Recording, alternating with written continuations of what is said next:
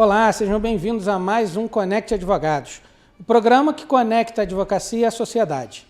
E hoje nós temos a brilhante presença do Dr. Lucas Bonfim, que é especialista em holding, especialista em planejamento patrimonial da família e holding familiar, membro do Time Holding Brasil, mentorado no curso de mentoria e treinamento avançado em holding familiar, Márcio Carvalho de Sá.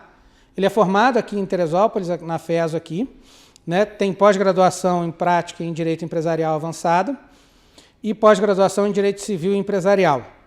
Né? Seja muito bem-vindo, doutor. Opa, muito obrigado. É um grande prazer estar aqui, doutor. Obrigado pelo convite e agradeço aí a presença de todo mundo que está nos acompanhando aí na nossa conversa. Isso aí. E a gente vai falar sobre o holding, muita gente não sabe, a gente vai chegar lá, vai tentar entender um pouco mais o que é essa questão de holding familiar e tudo. Né? Mas antes, eu costumo perguntar para quem vem, né, para os entrevistados, quem é a pessoa fora do universo do direito. Né? Então, quem é Lucas Bonfim? Não o doutor Lucas Bonfim, mas quem é, o que faz, os hobbies, casado, não é? E aí?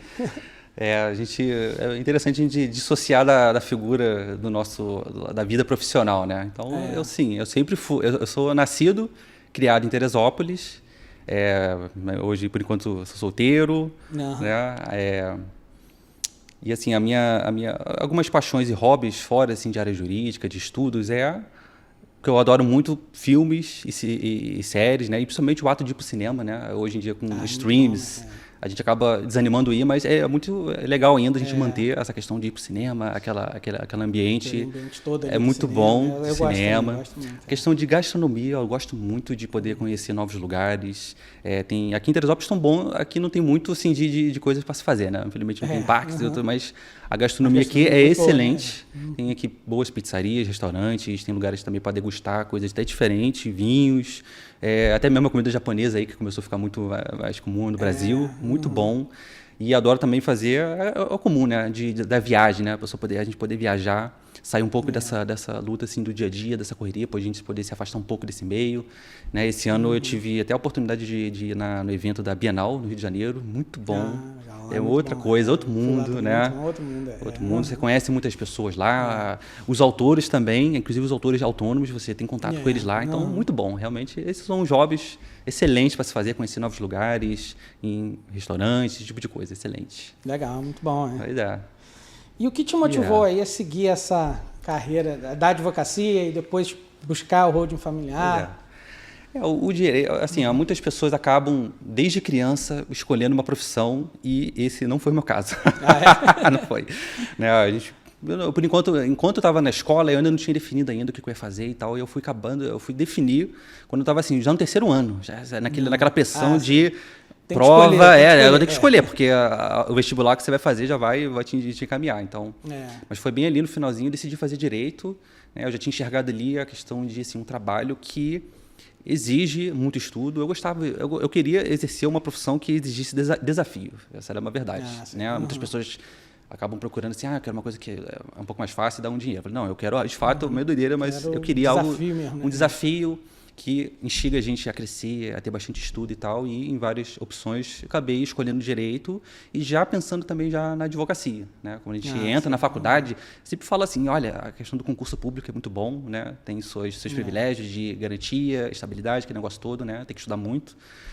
E aí eu acabei até estudando no início, quando eu estava na faculdade eu até estudava para concurso público, mas ali no meio da faculdade eu já tinha decidido fazer advocacia porque eu queria trabalhar com a área privada. E aí não tem um concurso público que você vai mexer com isso, né? Mexer com a questão civil, às vezes, né, na época imobiliário, e já estava pensando muito na questão do direito empresarial. Né? Trabalhar com as sociedades, direito de sócio e tal, então realmente ali já era advocacia. Então quando chegou mais para o final da faculdade, já estava certo ali para mim me dedicar à OAB. Né, no final da faculdade é sempre um momento muito turbulento para muita gente, né? Faz estágio, faz TCC, não faz não sei o que. TCC ainda tem a prova da ordem. Muita coisa. Mas aí eu consegui fazer, né, a OAB, consegui passar de primeira. E aí quando eu consegui entrar em um escritório, né, foi até aqui em Teresópolis, eu entrei no escritório e deu umas 3 semanas depois começou a pandemia. Caramba! olha o momento que eu consegui para entrar, assim, já definia o jogo, é isso mesmo. Mas ali eu continuei nesse mesmo escritório, né? Acabei trabalhando aqueles primeiros meses ali, realmente em um home office total, e depois eu ainda continuei indo depois eu voltei para o Voltou pro escritório. escritório mesmo, Para né? fazer Físico, ali né? os serviços e tal. Depois eu troquei do lugar onde eu estava, saí, e hoje eu estou junto com o meu sócio, né? Trabalhando, estamos juntos até hoje. E ali eu entrei, né? Nesse meu período também da pandemia, eu fiz essas 2 pós-graduações aí, né? Que o doutor comentou. E aí, então, eu comecei a me dedicar a isso. Então, no escritório, as áreas mesmo que eu pegava era a mais áreas cíveis, pegava até consumidor e também a área de empresarial, né? Empresarial, às vezes a pessoa fica meio assim, mas o que o empresarial faz exatamente?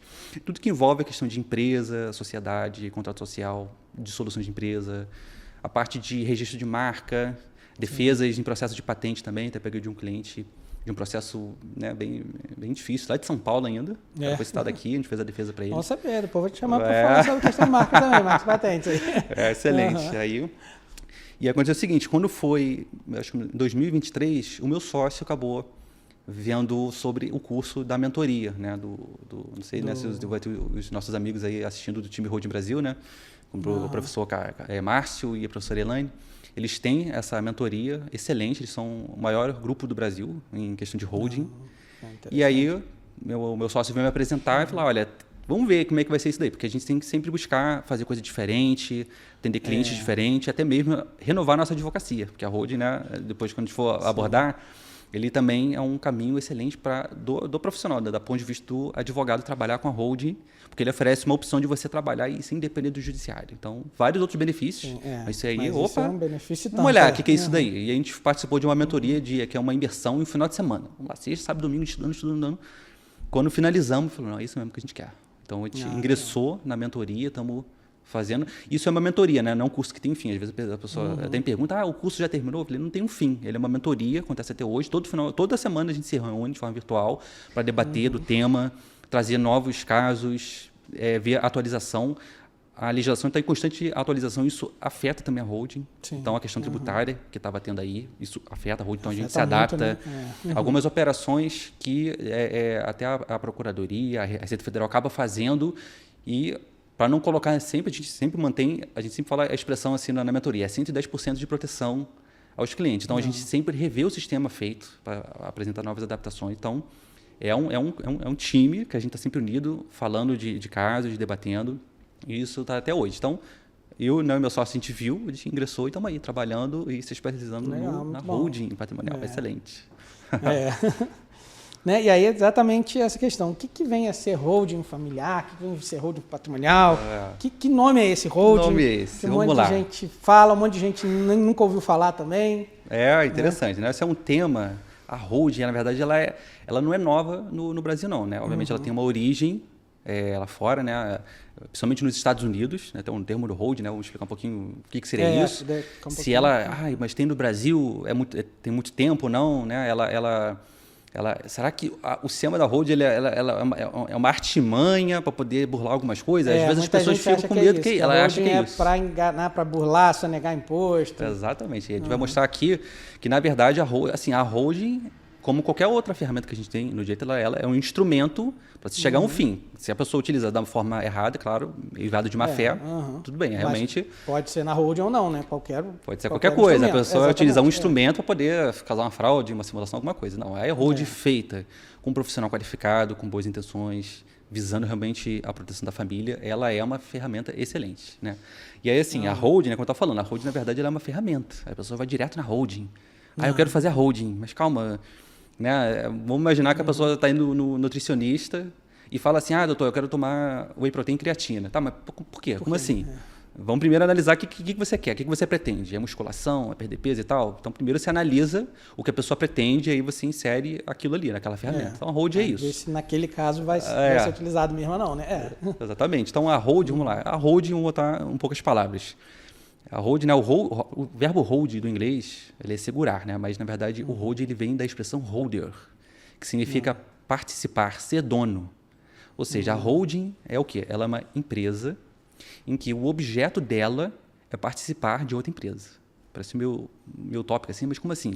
Você constitui uma empresa em que o objeto dela, na prática, parece que é uma empresa que não faz nada. Ela não tem nenhuma outra atividade. A atividade dela é o quê? É participar do quadro societário de outras empresas. Então, só para a gente, né, esclarecer, a gente tem as empresas, né, botar assim, as sociedades limitadas, e quem pode ser sócio de uma sociedade limitada. Ela pode ser pessoas físicas e também pessoas jurídicas.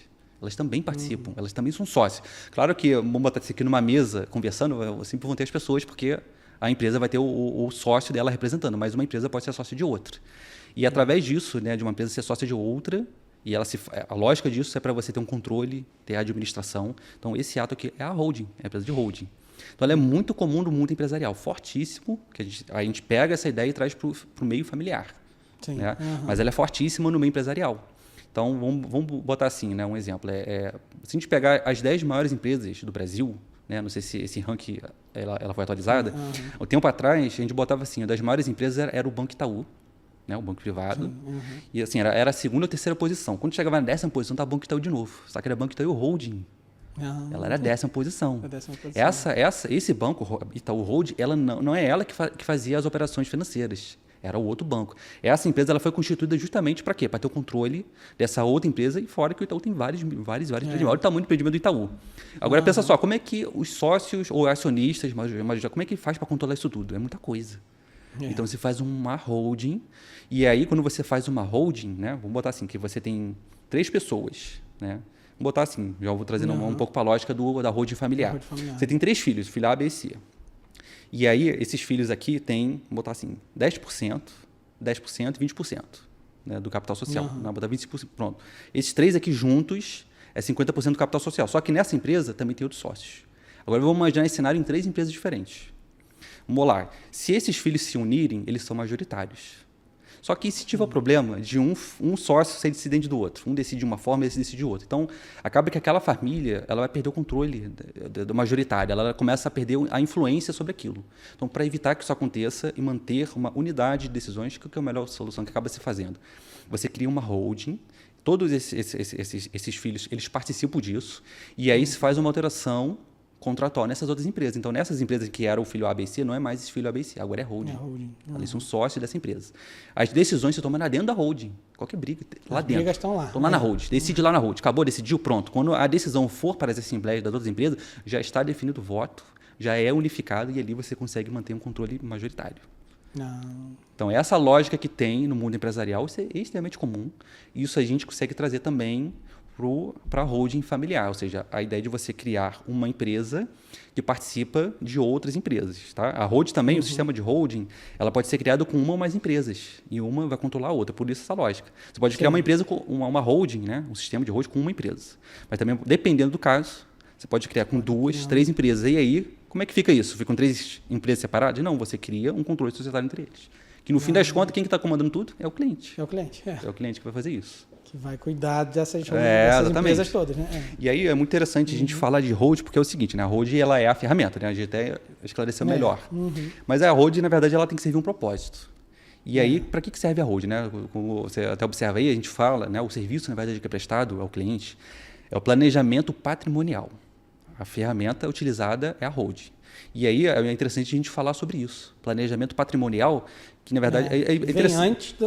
Antes de você decidir fazer a holding, porque na verdade existe diferença, inclusive, dos conceitos. Olha só, existe o planejamento patrimonial, existe o planejamento financeiro, é outra coisa, e planejamento sucessório.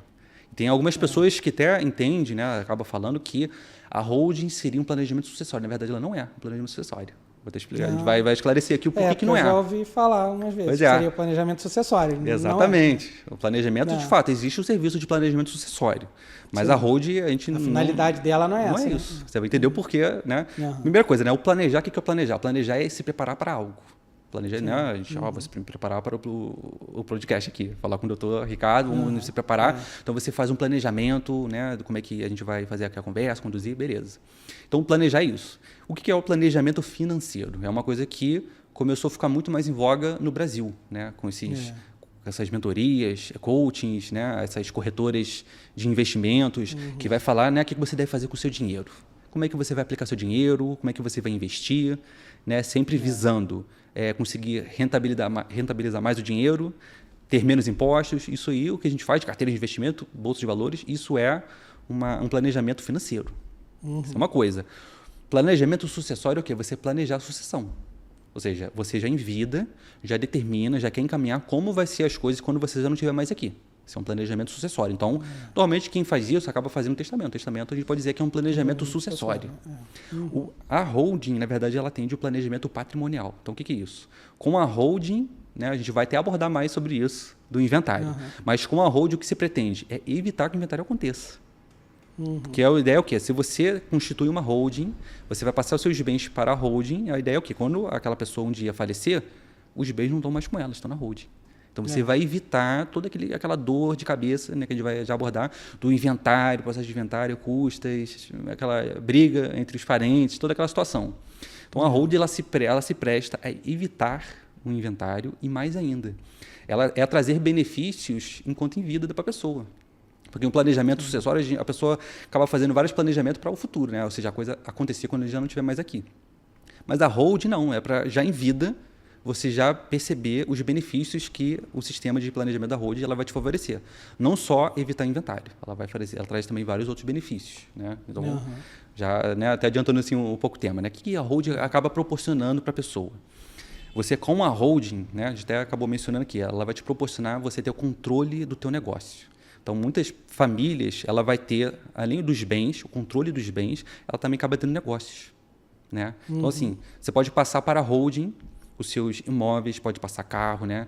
Aí é uma questão de analisar a viabilidade, né? Se vale a pena ou não botar. Mas é possível botar, com certeza, dá para colocar. Você pode colocar, inclusive, as cotas da sua empresa. Inclusive, acontecendo exatamente esse efeito aí, né? Se você passa as suas cotas da empresa para a holding, vai lá na empresa onde você é sócio, você vai alterar aquilo. Agora, é a holding que é sócio daquela tua empresa. Então, com a holding, você consegue ter um controle dos teus bens, um controle dos teus negócios. Você consegue ter com a holding uma proteção patrimonial. Então, como assim? Imagina a pessoa, a família, né, que tem bens, que tem imóveis e tal, e ele acaba até exercendo alguma atividade autônoma, né? E aí o que acontece? Quando você exerce uma atividade autônoma, a gente bem sabe que em relação a isso não existe uma divisão patrimonial, a menos que ele constitua uma empresa para isso, né? Vai gastar com contador, esse tipo de coisa. Então, o profissional liberal, né, ele não tem essa divisão de patrimônio. Então, acaba que ele exercendo sua atividade, os seus bens, ele pode ficar em risco, né? Vai que ele receba um processo, alguma execução. Todo o patrimônio dele ali está exposto. Então, quando você constitui uma holding, você está colocando os seus bens na holding e ela fica separada de tudo. Né? Lembrando, a pessoa que faz isso, sabendo que está devendo uma dívida, para fugir de uma dívida, aí sim é o caso clássico da pessoa tentando fraudar uma execução, fazer uma simulação de negócio jurídico. Não, já estou sabendo que eu estou ali devendo ali, né? Deu mole ali, estou devendo, então eu vou tirar meus bens e vou botar para a holding. Não.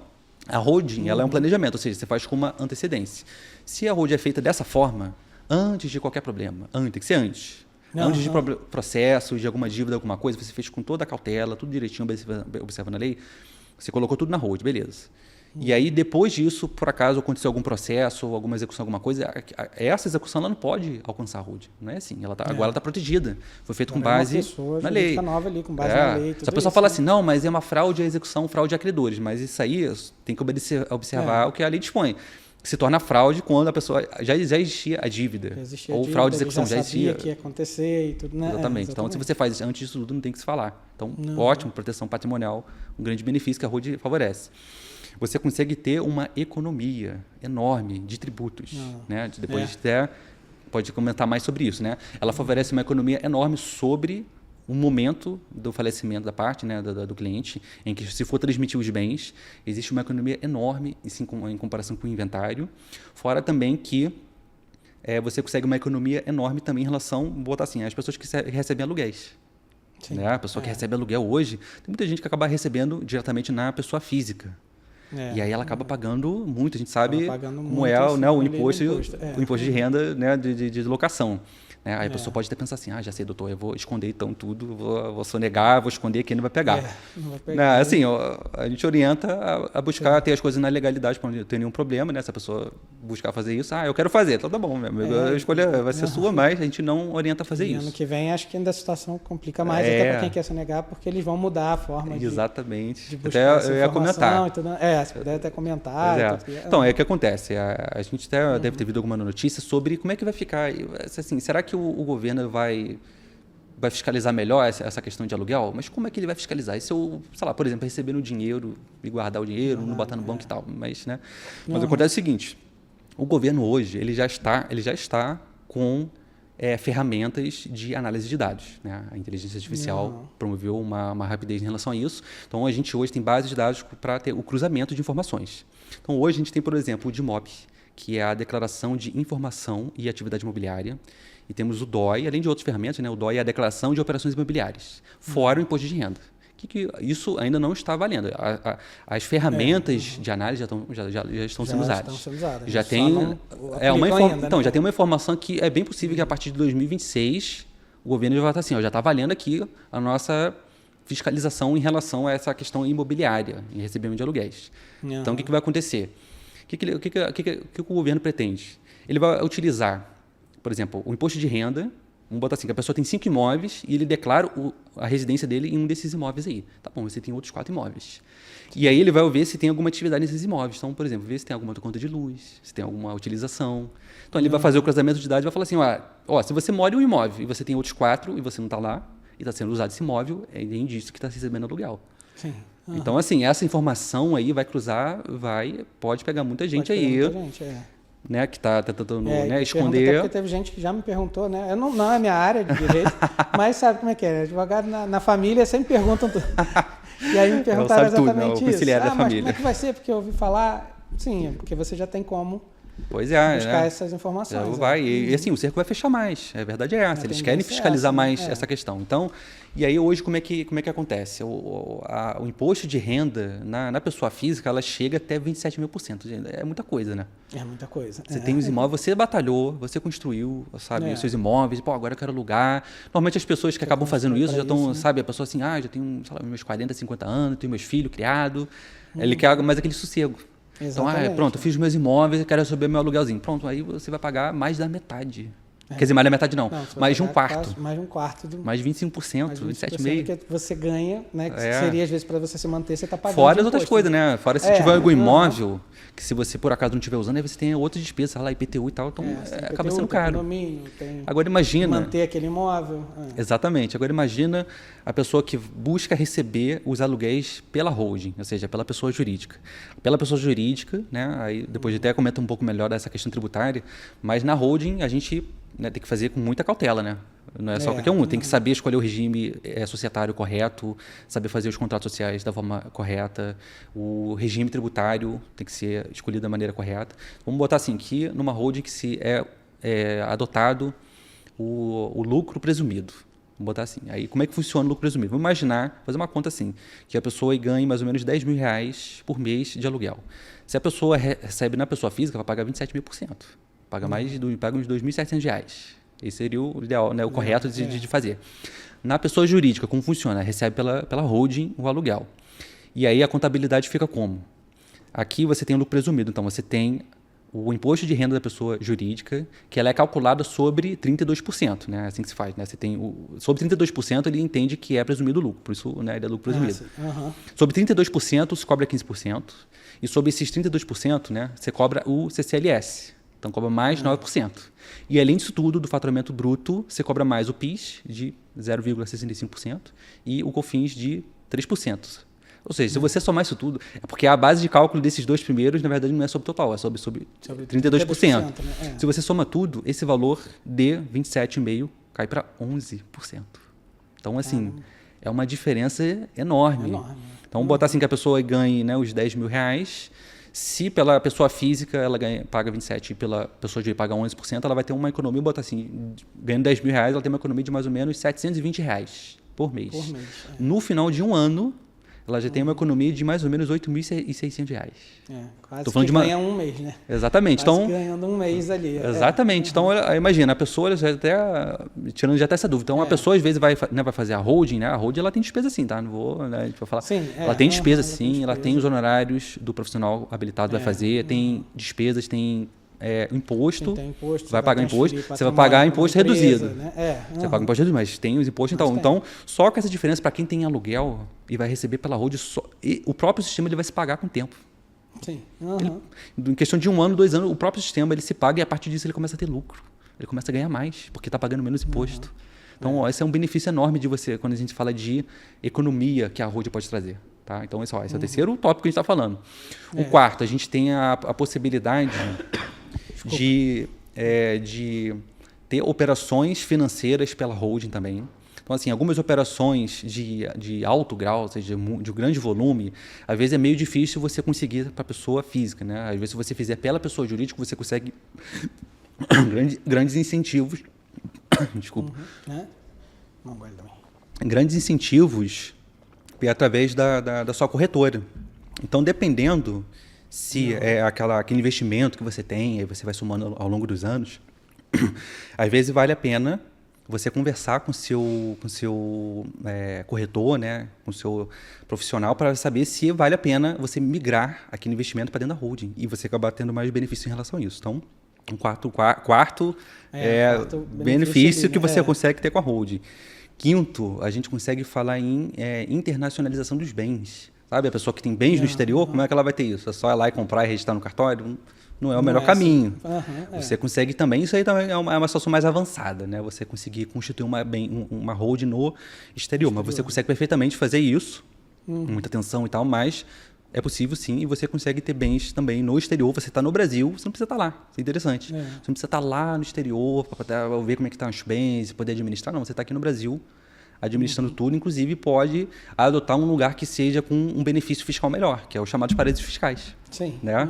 A gente ficou com um olhar meio assim ruim, né? Ruim, com porque paraíso fiscal parece que é a pessoa que... Está sonegando imposto, está levando dinheiro para lá. Não é. O paraíso fiscal é o quê? É você constituir a tributação é menor, né? É só isso, a tributação é melhor. Então, isso aí é uma questão. Você também pode trazer a holding para as pessoas, inclusive, né, a gente está falando só de pessoas assim que têm imóveis aqui no meio centro urbano, né, mas a holding também ela se presta muito para pessoas de área rural.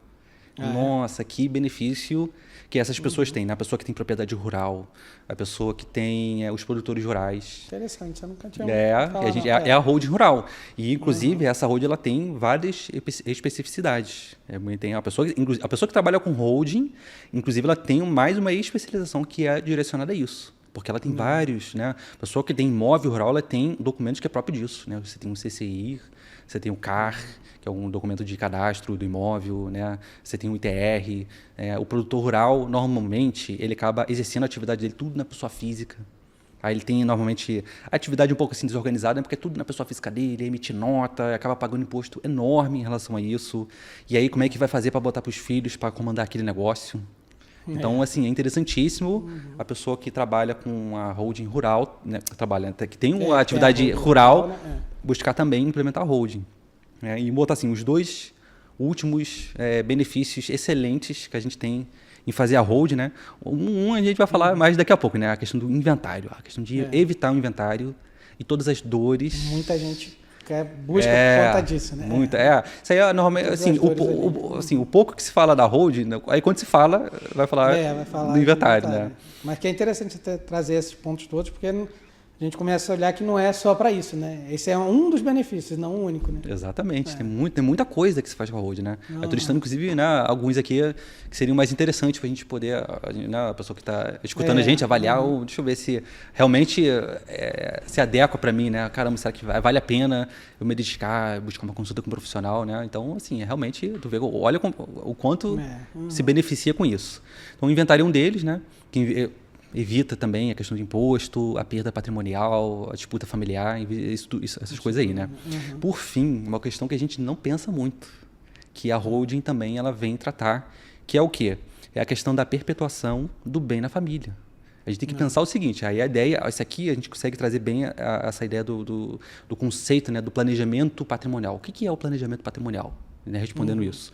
É a gente planejar para quê? Para que a gente consiga administrar os nossos bens na nossa família e mais, garantir que isso se perpetue.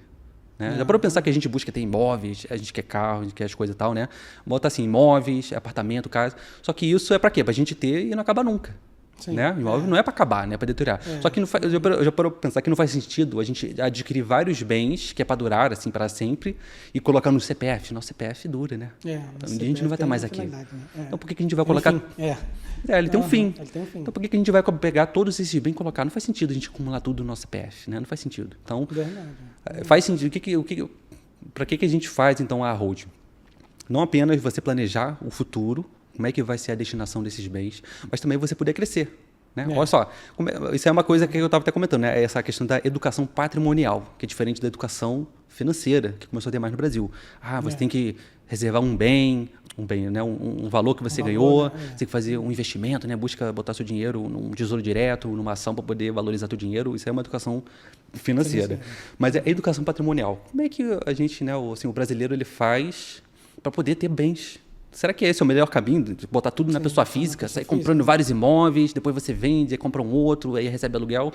Então, realmente, a gente vê que não é o melhor lugar. Não é o melhor lugar. Não é o melhor lugar, né? Olha, vários percursos, então. E mais, né? Você perde, né? Financeiramente falando, nessa. Você acaba perdendo muito. Né? Perde muito. Né? E aí tem essa questão muito importante que é perpetuar o bem na família. Então, o que acontece? Às vezes, isso é uma reflexão até para a gente que é o profissional, em relação à questão, tipo assim, vem um cliente e fala assim, o marido, né, ou a esposa faleceram. Né? E aí, agora tem que fazer o inventário. Tá bom, aí tem elenca lá os bens no inventário, tem as custas do inventário. Doutor, não tem dinheiro não. Tá lá o inventário lá, 1 milhão, 2 milhões, só o imposto do ITCMD é 8%, acaba pagando aí mais de 80 mil reais, só do imposto. Só de imposto. E aí, como é que faz? Tem que pagar cartório, tem que pagar o advogado, que vai estar toda essa estrutura. E aí você vai para um valor absurdo. Muito, muito caro. E aí essa questão, né? A família hoje brasileira, ela melhorou em relação a esse sentido, essa questão, né? Hoje as pessoas têm mais bens, esse tipo de coisa. Só que ela tem um patrimônio. Ela não tem aquele caixa, aquele dinheiro disponível ali. Hoje você tem um inventário aqui, analisei aqui, né? Falando para o cliente, analisei aqui, você tem um inventário aqui que, sei lá, tem 2 milhões em patrimônio. Isso não é tão difícil de chegar hoje, não. Tem alguns de 3 imóveis aí já chega fácil, né? É verdade. Tá bom, mas aí você tem que pagar as custas. Só que tem dinheiro? Não tem. E aí acaba sendo qual a solução que a gente acaba dando para o cliente? Tem que vender um imóvel. Vende imóvel. Pronto, você tem 3 aí, vende um, paga as contas e tal. Só que a gente que é profissional acaba sendo fácil, né, de falar. É muito fácil a gente pegar e falar, vende imóvel. Mas aquela pessoa que acabou levando uma vida para construir aquilo. Ela levou uma vida. Cara, ela viveu naquela casa, ela teve tudo, ela viveu com os filhos. Agora ela quer passar para os filhos. Ela construiu aquilo para passar para os filhos. Pronto, a minha segurança, meus filhos também, posso, ir em paz e tal. Pronto, aí não, agora a solução é sair vendendo tudo. Eu tive um cliente, foi muito marcante esse caso aí. Eu atendi um cliente do Rio e assim, olha o caso dele. Ele veio, eu imaginei que ele tivesse, sei lá, uns 10 imóveis, uma coisa nesse sentido. Aí quando ele chegou lá para conversar, ele já tinha até organizado tudo, né? Ele tinha 50 imóveis. 50 imóveis. Sim, olha assim, não é possível isso tudo. E assim, muita coisa, né? Entre galpões, locações comerciais, residenciais, muita coisa. Então, caramba, vamos lá, tem que administrar realmente, recebe muito aluguel, tudo na pessoa física, com dinheirão de imposto. E teve uma coisa que chamou muita atenção. Quando eu estava olhando assim os bens, a listinha lá, eu falei, olha, esse daqui eu não quero, por enquanto, mexer, não. Ué, como assim? Vamos botar na hold. Não, esse daqui, esse bem é especial, não quero botar não. Isso aqui era da minha mãe. Ele tinha pedido...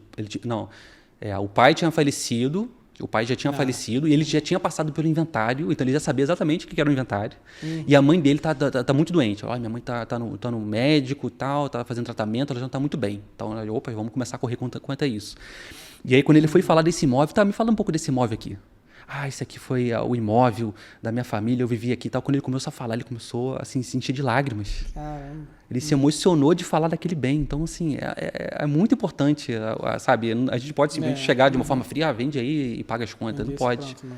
Entendeu? Então, assim, é marcante realmente mexer com isso. Não é mexer só com bens, como eu comentei. A gente acaba mexendo com a família. Mexe com a vida da pessoa. Né? É a vida da pessoa que está ali. Então, é excelente você perdoar, você transmitir esse legado. De geração em geração, porque aí, beleza, você fez isso tudo e passou para os filhos. E futuramente, os filhos, né, com os filhos dele, ou seja, os netos, vão fazer a mesma coisa.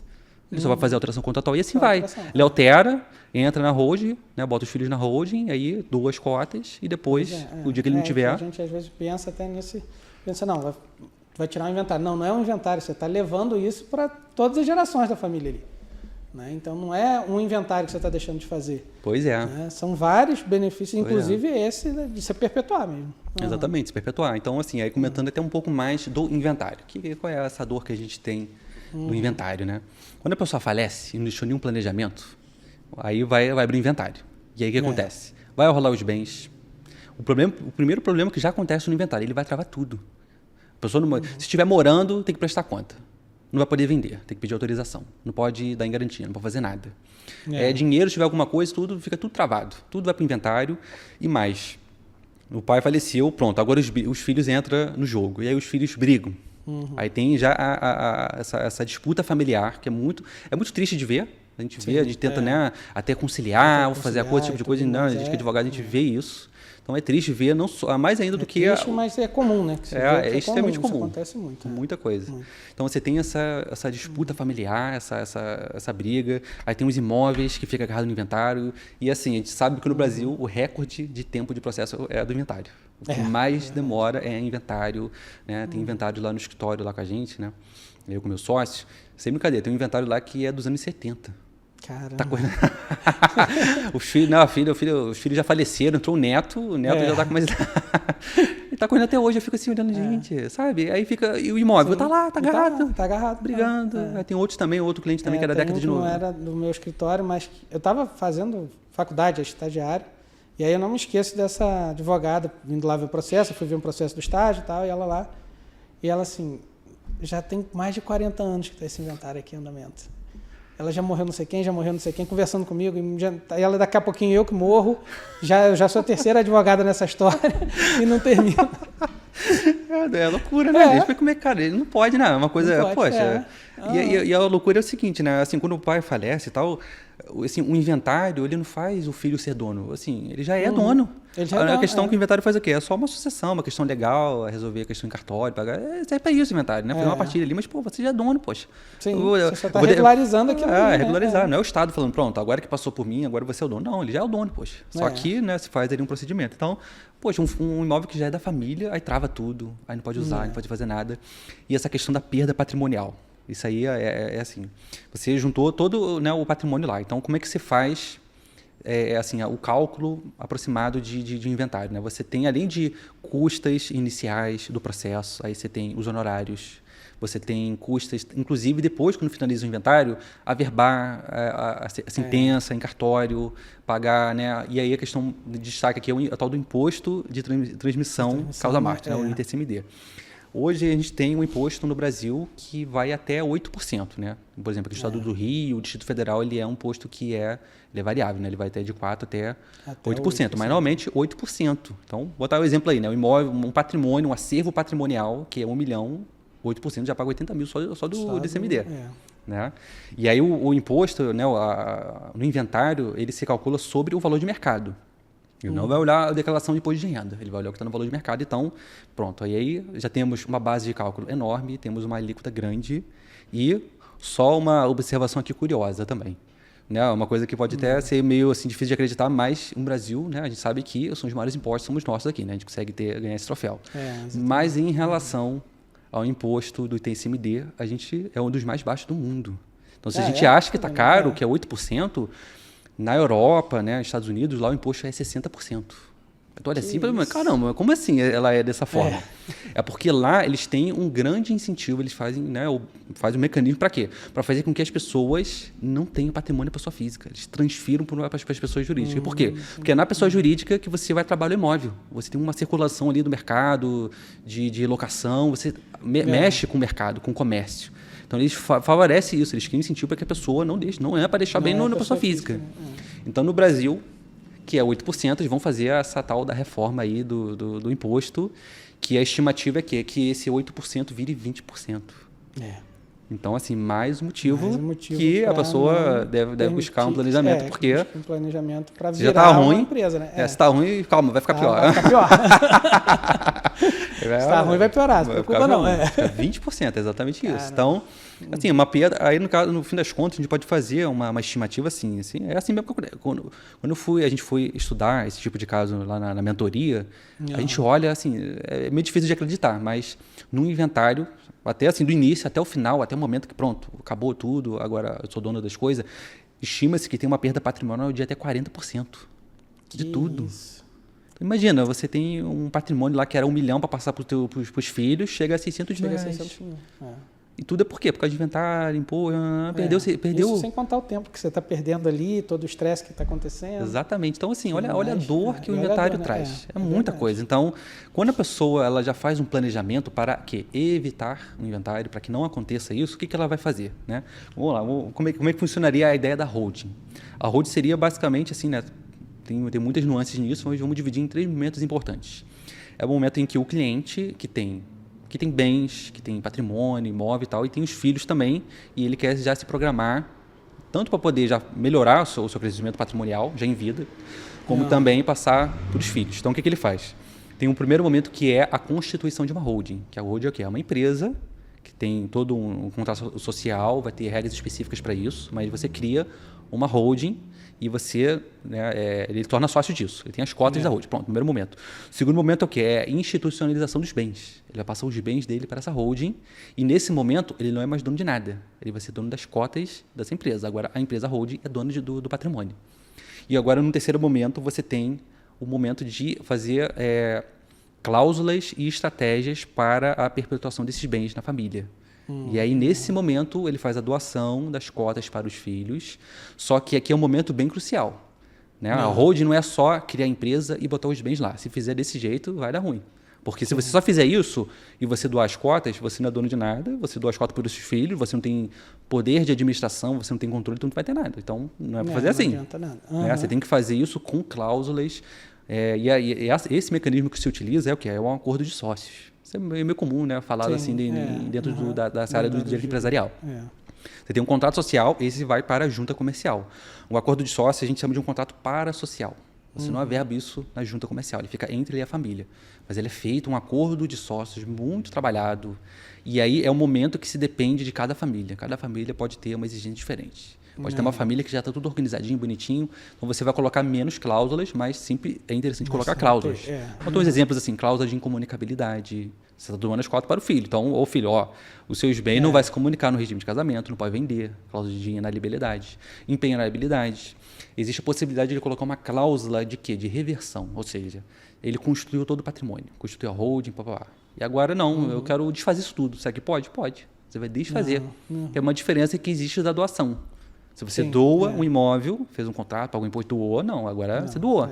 Mesmo, mas eu botei cláusula de usufruto. O usufruto só te vai garantir utilizar o imóvel e colher aquelas utilidades, aqueles frutos. Mas se você quiser vender ou dar em garantia, você já não pode fazer isso. Você não pode desfazer. Você vai depender da boa vontade do teu filho em te devolver isso. Então, na holding, você consegue desfazer isso tudo por controle do cliente. Então, é uma coisa que às vezes a pessoa pode ficar meio assim, caramba, eu vou doar tudo, vou botar tudo que é meu na empresa, e depois doar para os meus filhos, você pode sentir, ai caramba, é isso mesmo, mas isso mesmo. se depois você... se eles não quiserem devolver, né? mas se fizer da forma correta, você colocar lá essas cláusulas, ou seja, apesar de ele não ser o dono mais de tudo, ele ainda vai ter o controle de tudo, ele ainda vai comandar tudo. Então, assim, aluguéis, ele vai receber aluguel.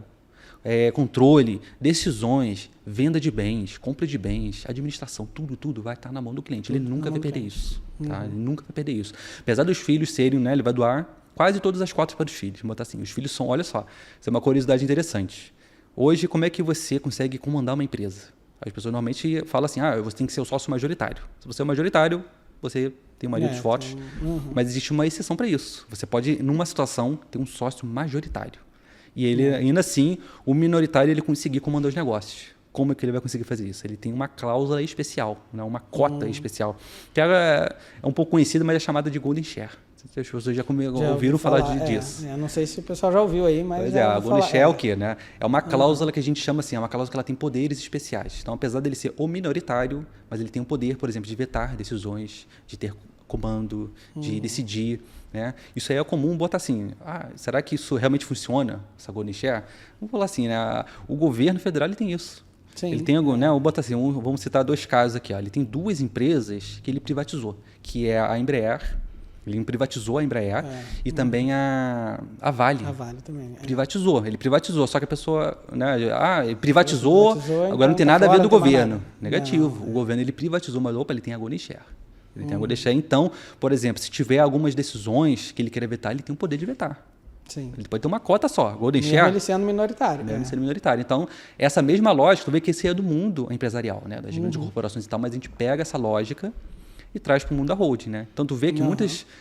Você pode até confundir. Mas a holding não seria uma sociedade limitada? Por que a gente está trazendo alguns fundamentos que é a da sociedade anônima? Mas na sociedade limitada, a gente tem um artigo, está previsto no Código Civil, né, o 1053, ele prevê que ele pode ter como norma supletiva as normas da sociedade anônima. Então, você pode pegar toda essa lógica da sociedade anônima, de cotas, ordinárias, preferenciais, capital social, reserva de capital, que a gente também trabalha muito isso na holding, trazer tudo isso para a holding para você conseguir ter esse controle patrimonial. Interessante, entendeu? Então, assim, você se faz a transmissão dos bens para os filhos, eles são donos, mas na prática quem manda é o cliente. É o cliente. Eu que mando aqui. Quiser desfazer, desfaz. Se quiser botar outro imóvel, querer crescer mais, ele pode fazer isso perfeitamente, tranquilo, tudo baseado na lei. Feito bonitinho. Isso é bom você falar, porque assim, tem muita gente que tem medo de procurar fazer holding exatamente por isso, porque acha que vai perder o poder de tomar as decisões ali. E não é. Não é nada disso. Nada disso. Mantém o controle com Desde certeza que seja de tudo. bem feito ali, você consegue. Exatamente. Né? Se a coisa tiver um erro, o cara acaba tendo algum vacilo ali de não colocar uma cláusula. Né? Inclusive, ele pode ter, se a holding não for bem feita, ele vai ter vários problemas. Né? Se a holding, quais são os erros que pode trazer numa holding que não é bem feita? Né? Quais são os destaques que a gente pode fazer? Uma a gente acabou de comentar. A holding que não é feita as cláusulas de proteção e administração para o cliente, na hora de doar as cotas para o filho. Tá? Esse acordo de sócios, esse instrumento de acordo de sócio, se ele não for bem produzido, ele pode sim, com certeza, trazer problemas futuros, né? Questão de administração dos bens. Qual o outro problema que pode surgir? No momento de você constituir a holding, né, a gente tem, como a gente comentou, né, a gente tem benefícios que são tributários. Qual são os benefícios tributários? A gente consegue reduzir muito a carga tributária comparando com o inventário. Né? A gente consegue, por exemplo, a gente acabou de comentar que no inventário a gente tem uma perda patrimonial, assim, pode chegar a 40%. Quando a gente pega esse mesmo bem, esse mesmo patrimônio, a gente constitui uma holding, se paga tributo sobre isso, sobre essa transferência de bens, você acaba pagando, né? Mas tem uma redução. Dependendo do sistema da holding, né? Que a gente pode constituir essa holding com uma empresa, 2 ou 3 empresas. Né? A diferença entre elas é o quê? Quanto mais empresas, a gente consegue construir uma estratégia que reduz mais ainda a carga tributária. Tá? Ela não tem diferença em questão de segurança, é a mesma segurança para todo mundo. Mas dependendo do cliente, tem menos bens. Eu quero fazer uma holding com uma empresa só. Não, eu quero uma holding com um sistema de 3 empresas. Pode fazer também. E a gente faz um mecanismo para quê? Para que haja uma redução tributária maior ainda. Então, qual a comparação que a gente tem? Ao invés de perder 40%, a pessoa consegue uma redução, né, do prejuízo que pode chegar até 90%. Incrivelmente, pode chegar, dependendo, alguns casos chega a 70%, 80%, mas tem casos que chega a 90% de redução você teria aí do prejuízo. De 3%, 4% mais ou menos. Exatamente. Então, enquanto assim, do outro jeito você tem 40%. Você chega assim, 40% de... Não, eu digo assim, você consegue ter uma redução de 90% do prejuízo que você já teria. Então, por exemplo, você tem um prejuízo de 40%, não, você teria, já está certo, você no mínimo tem um 40% de prejuízo. Desses 40%, vamos botar assim, se no inventário você perderia 400 mil, a gente consegue reduzir para, sei lá, 100 mil reais. Consegue ter uma redução, muita coisa, assim, parece ser loucura, mas é porque a redução de carga tributária que se faz é assim, né? O que a gente faz pela holding? A gente consegue mexer em base de cálculo. Enquanto no inventário você faz base de cálculo em valor de mercado, na holding a gente consegue utilizar, né, a gente consegue transferir os bens pela declaração que está no imposto de renda. Existe uma permissão legal disso. Está no artigo 142 do decreto do imposto de renda. Você pode declarar, você pode integralizar os bens na empresa pelo valor constante na declaração. Então, a base de cálculo, já mudou a base de cálculo, já tem uma redução absurda. E além disso, da base de cálculo, a gente consegue ter uma redução da alíquota. Então, uma alíquota, né, de 8%, que era o ITCMD, a gente consegue uma alíquota de doação, né, lembrando que são fatos geradores diferentes. Né? É meio errado isso, né? A gente tem um imposto que é o ITCMD. Transmissão, causa-morte e doação, só que são fatos geradores diferentes. Né? Aí você tem a doação, que já é uma alíquota menor. No Rio de Janeiro é 4%. Dependendo do estado, a gente pode constituir holding em outros estados. Também é possível fazer isso. Possível. Então, por exemplo, lá, o estado do Amazonas, a alíquota é 2%. Caramba. Então, de uma alíquota de 8%, você cai para 2%. Então, a diferença realmente é isso, cara. Você tem... Gritante a diferença. Gritante a diferença. Esse é um benefício. Só que, se não for feito observando as normas direitinho, né, o momento, por exemplo, de você integralizar, esse ato de integralizar o bem na holding tem que ser feito com muita atenção, porque aqui, inclusive, você consegue uma imunidade no imposto do ITBI. Não. Lembrando, né? Se a gente faz uma transferência de imóvel, a gente está saindo da pessoa física para pessoa jurídica. Tem uma transferência aqui de imóvel, né? Aqui não é uma doação, porque o ato de integralizar, o STF entende dessa forma, não é um ato oneroso. Quer dizer, não é um ato gratuito. Se é uma doação gratuita, entra o imposto de doação. Se você integraliza, não é o ato de integralizar, ou seja, por que não seria um ato gratuito? É um ato oneroso. Porque quando você entrega um bem para uma empresa, aquela empresa tem de te pagar os dividendos. Então, existe uma obrigação recíproca ali. Maravilha. Então, seria o ITDI. Né? O ITBI. O ITBI, se você simplesmente integralizar, sem observar, por exemplo, colocar o imóvel em capital social, você vai pagar o ITBI. Se você coloca em capital social, você consegue estar dentro da imunidade que a Constituição prevê. Que é o artigo 156, parágrafo 2º, inciso 1. Está lá, imunidade do ITBI na integralização de bens em capital social. Então, olha, existe muitas... Você consegue, né? Consegue mais uma redução enorme aí para você transferir um bem que está na pessoa física passar para pessoa jurídica. E aí, isso é um alerta assim, né? Não fez isso da forma correta, vai pagar o ITBI. Não constituir a hold com as cláusulas de proteção, de administração. Vai ter problema entre os filhos, sobre decisão, esse tipo de coisa. Né? Não vai... por exemplo, você não vender, né, não adotar um critério contábil correto para fazer venda de imóvel pela holding. Você vai acabar pagando mais caro do que você fosse vender pela pessoa física. Então, assim, tem vários nuances que tem que ser feita com muita atenção. Tem que ter, assim, não adianta querer fazer sozinho. Faz com um profissional habilitado. O profissional do advogado, ele também anda lado a lado com o contador. É interessante falar isso. Ele anda com o contador também, né? Os dois estão numa conversa ali. Não tem como. Não tem que andar. Tem que andar junto. Porque tudo, né, se fizer da forma correta, realmente não vai haver prejuízo, não vai ter problema. A pessoa realmente pode fazer a hold que ela não pode ficar em paz. Várias garantias, pode ficar em paz, né? Exatamente, porque tudo é legal, né? A pessoa, a holding, aquele negócio, né? A hold feito assim para poder causar prejuízo para outro, fraudar, não, né? Vai dar problema. Aí vai dar problema. Mas todo o fundamento da hold, né? O fundamento da hold tem aí na lei de SA, a lei está no Código Civil. Ela na Constituição. Legal, ela é um bom instrumento. Né? Exatamente, está tudo amparado, na legislação. Na legislação, né? Exatamente. Infelizmente, o nosso tempo já esgotou, já avisou ali 2 vezes já para mim. Né? Mas teria mais até algumas perguntas. Eu vou te chamar para a gente conversar mais sobre esse tema. Né? Mas antes da gente encerrar, queria que você falasse assim, qual o conselho que você daria para alguém que vai montar uma holding ou que está pensando em constituir uma holding? Né? Acho que aqui você já falou vários, né? Né? Mas assim, qual que seria o especial ali? Assim, o desfecho é o quê? É evitar você fazer isso no momento que seja um pouco tarde. Né? Ou seja, você já em vida, né, antes mesmo de, por acaso, né, eu vou esperar ficar, né, com bastante idade para começar a pensar nisso. Não, você já... Né, tem gente seus que filhos... pensa em idade, tem gente que pensa assim, vou esperar ter um patrimônio muito grande. Exatamente. Não precisa esperar ter um patrimônio muito grande, seus filhos já estão grandes e tal. Não, você já pode começar a se preparar para isso. Porque lembrando, né, a hold não é um sistema que ele é engessado. Fiz a hold, agora não pode mexer. Não, ele é totalmente... Ele pode mexer, você pode alterar, você pode incluir mais imóveis. Então, você já pode se adiantar. Você se planeja. Por quê? Já aconteceu um caso foi um cliente de um colega do time Hold Brasil. Ele estava fazendo a hold pro cara. No meio do caminho o cara faleceu. E aí? E aí tem que fazer inventário. Teve que fazer inventário. Não fez a holding, concluiu a holding, tem que fazer. Então, não deixa para depois, porque acima de tudo, a holding, né, a gente fala sobre bens, mas, né, acima de tudo, a holding a gente fala sobre a família. Então, a pessoa que vai fazer a holding, ela tem que se preocupar com o filho. É você pensar acima de tudo no teu filho. Como vai ser o futuro do teu filho? Você vai deixar, né, o filho passar pela dor do inventário?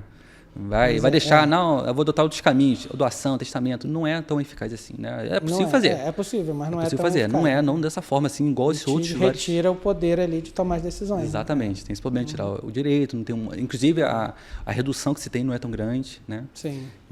Então, assim, não deixa para o momento, já é interessante, faça isso, para você já deixar um caminho já trilhado, você já conseguir preparar esse terreno todo, né? Até para quando você começar a adquirir patrimônio, você já adquire em nome da holding, né? Você já tem, em vida você já tem um benefício disso, né? Às vezes a gente fica fazendo coisa pro filho, mas eu tô aqui ainda, né? A ideia do planejamento sucessório, né? Sim, Não, você já está em vida, você já tem os benefícios, você vai se beneficiar com isso. E é ao passo que o seu filho já está lá, já está tudo organizado, né? Pela holding você consegue, inclusive, destinar o que é o que para cada um. Né? Eu já tenho vários. Eu tenho casas, tem famílias que têm empresas, por exemplo, mas tem um filho que fez administração, sei lá, e esse filho vai tocar o negócio, e o outro não vai. E aí? Na holding você consegue resolver também tudo isso. Então, é uma paz, é uma proteção que você tem para, acima de tudo, não só os seus bens, é a sua família, pelos seus filhos. Show? Muito bom, muito bom. Obrigado pelo bate-papo, num tema que é bem interessante. Eu gosto muito de direito empresarial. Né? Acabou que na minha vida eu acabei seguindo mais para o direito médico, direito eleitoral, mas tenho uma paixão aí pelo empresarial e para a questão da holding e tudo.